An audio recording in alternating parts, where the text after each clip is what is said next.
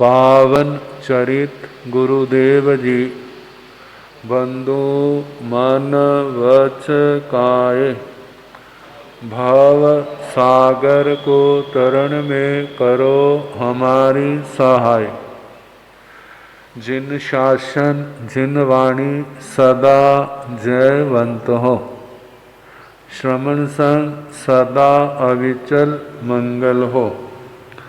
मुक्ति को प्राप्त श्रमण भगवान महावीर स्वामी, उनकी परम पावन कल्याणी भागवती वाणी, वाचक प्रमुख श्री इंदर भूति गौतम आदि गणधर भगवंत, युग प्रधानाचार्य परम पूज्य श्री सुधर्मा स्वामी जी महाराज, उनकी परम पावन पाठ परंपरा, वर्तमान आचार्य ध्यान योगी परम पूज्य श्री शिव मुनि जी महाराज एवं गुरुजन सबकी पावन चरण सरोजों में मेरा अनंत अनंत वार वंदना नमस्कार।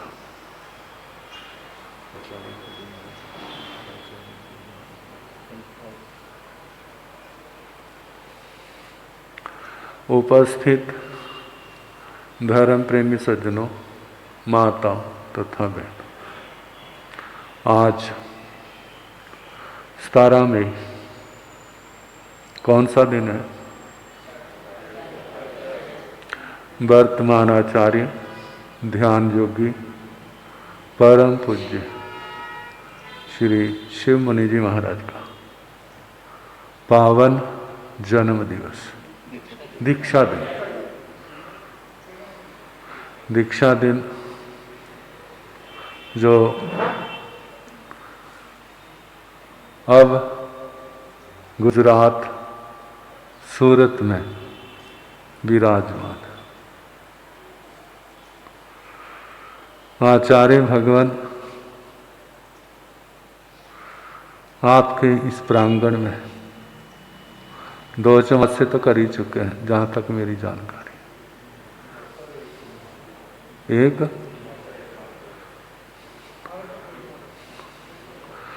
एक आपकी होश से पहले होगा। 75 में चौमासा हुआ था, तो गुरु चेला भी तो साथ ही थे। बहुत शुद्ध मुनिराज परम पूज्य श्री ज्ञान मुनि जी महाराज के 75 में चौमासा था, तो उन्हीं के चरणों में उस समय थे। दूसरा, गुरुकुल में चौमासा था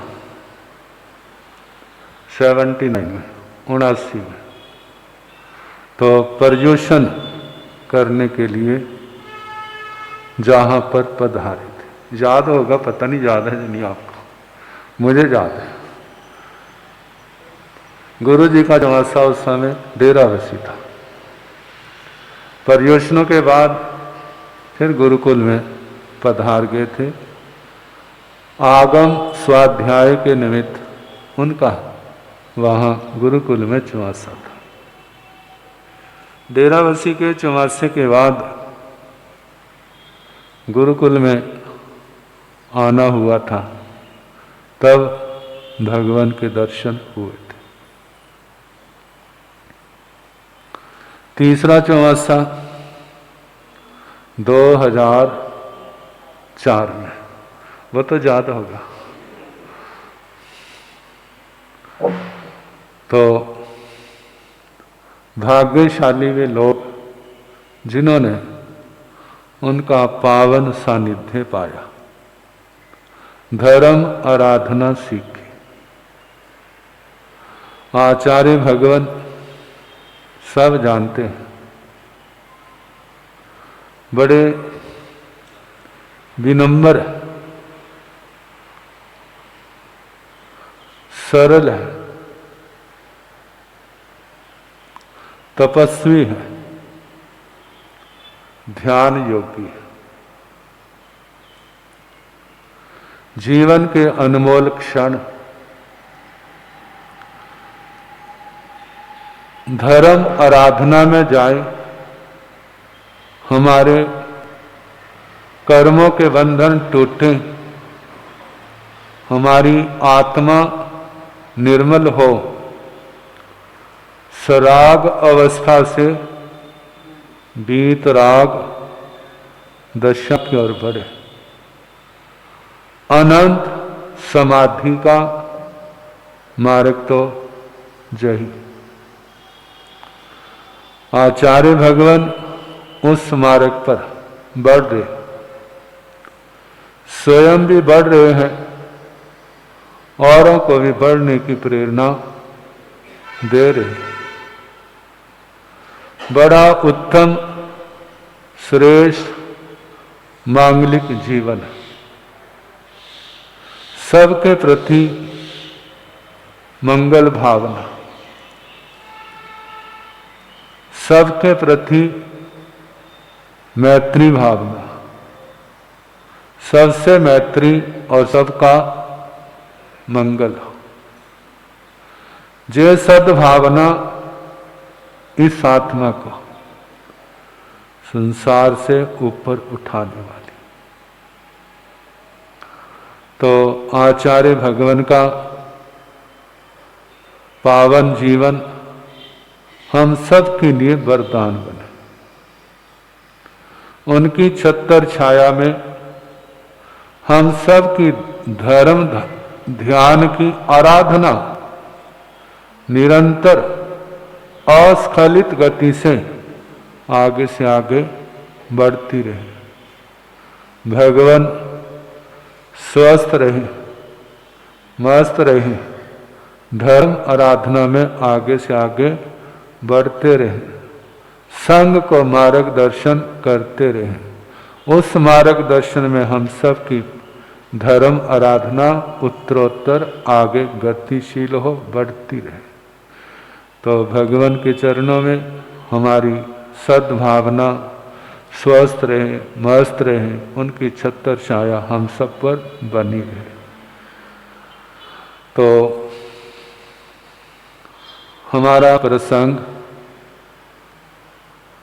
चल रहा है धर्म दुर्लभ भावना। अवसर मिला है, आराधना कर लो, फिर पता नहीं कब समय मिलेगा। जो आराधना कर रहे हैं उनको समय तो मिल जाएगा, लेकिन जो नहीं कर रहे हैं उनको किसके बल से मिलेगा। मनुष्य जन्म मिलना बड़ी बात तो है, लेकिन इतनी बड़ी नहीं जितनी बड़ी बात हमारे जीवन में धर्म आराधना आए। अनंत बार इस आत्मा को मनुष्य जन्म मिला, लेकिन आत्मा का उद्धार नहीं हुआ। क्यों नहीं हुआ? क्योंकि हमारे जीवन में धर्म आराधना नहीं आई।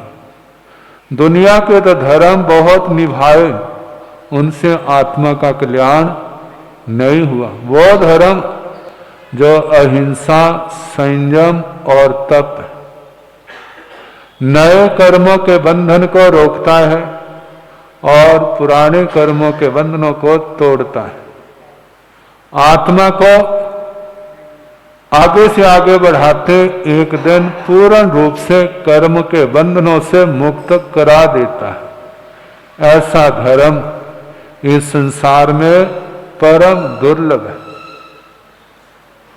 जो धर्म जिसकी आत्मा में अवतरित हो जाए तो समझना चाहिए अब इसका संसार ज्यादा लंबा नहीं होगा, बस इसकी आराधना निरंतर बनी रहे।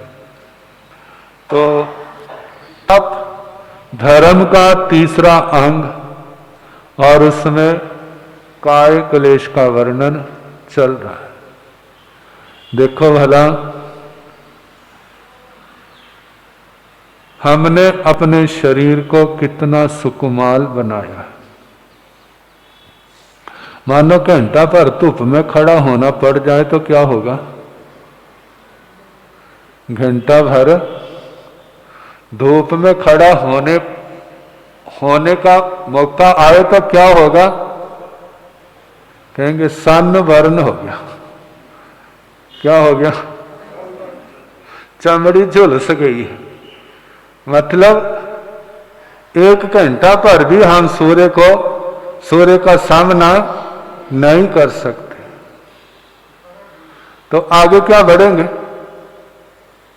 कहते यदि जो सूर्य के सामने खड़ा होने का अभ्यास होना, तो मैं समझता हूं उसको एसी की जरूरत नहीं, उसको कूलर की भी जरूरत नहीं पड़ेगी और पंखे की भी जरूरत नहीं पड़ेगी। पुराने जमाने में हम धर्म कथाएं सुनते ना, पुराने साधु साधु कहते जिन साधु साध्वियों ने गर्म कपड़े का त्याग कर दिया, गर्म कपड़ा नहीं लेना, और पुराने जमाने में जो था मर्यादा से ज्यादा कपड़ा भी नहीं रखना। आखिर शरीर तो हमारे तुम्हारा एक जैसा ही है, ठंड तो लगती है, फिर ठंड को दूर करने का क्या उपाय होता था उनके पास? कहते रात को जब ठंड लगी है तो कमरे से बाहर आ जाएंगे, क्योंकि कमरे के अंदर टेम्परेचर जितना है बाहर क्या होगा? बाहर तो उससे ज्यादा लो होगा।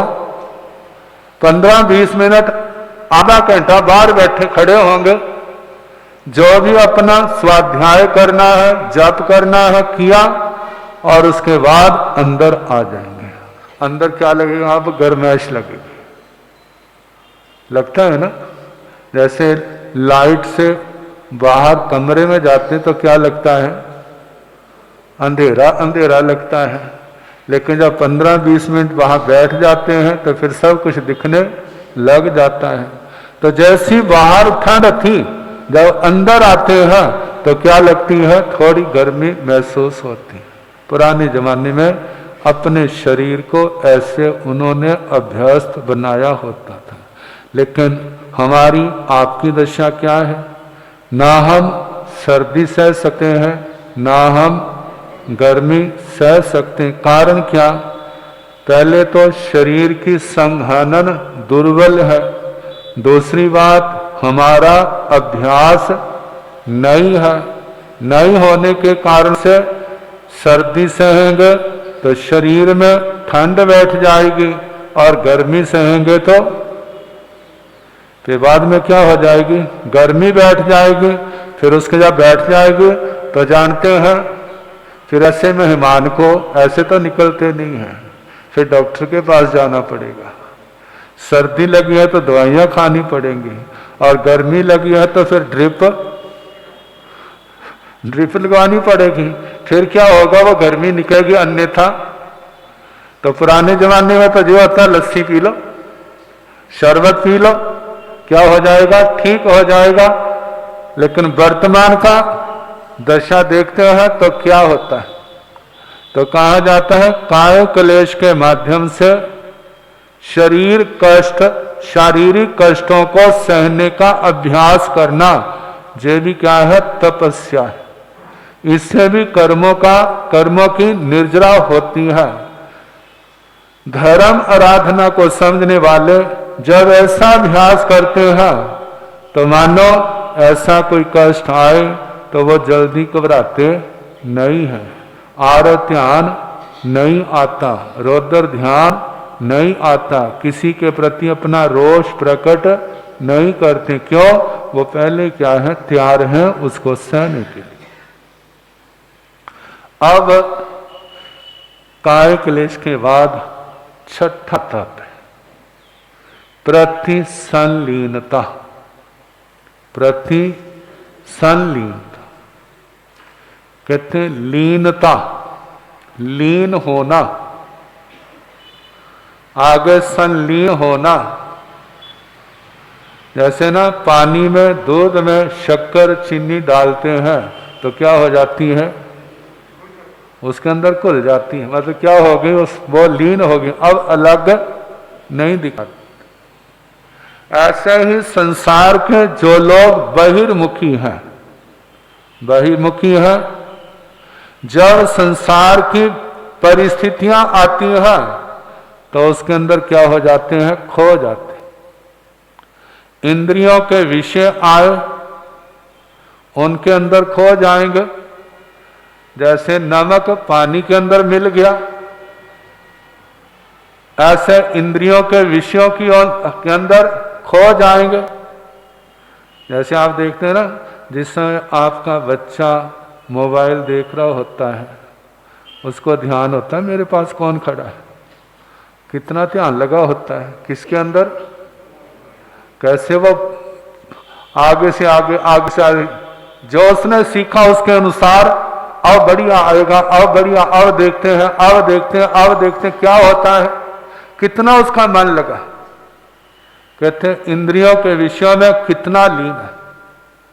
कषायों के अंदर जीव कितना खोया हुआ है, कषायों के अंदर, क्रोध के अंदर, अभिमान के अंदर, माया के अंदर, लोभ के अंदर कितना खोया हुआ है। फिर मन वचन काया, जो ज्यादा करके पाप के अंदर कितने लगे हुए हैं, इनका प्रयोग ज्यादा क्या होता है, किसके अंदर लीन है, ज्यादातर पाप की ओर। और दुनिया का स्थान क्या है, अशांत स्थान।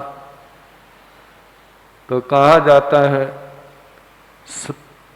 लीन, संलीन। फिर उसके आगे भगवान ने कहा इनको संलीन को प्रति संलीन करो। क्या करो, प्रति संलीन। जो हमारा संबंध इन तत्वों से जुड़ा है, उस संबंध को काटो।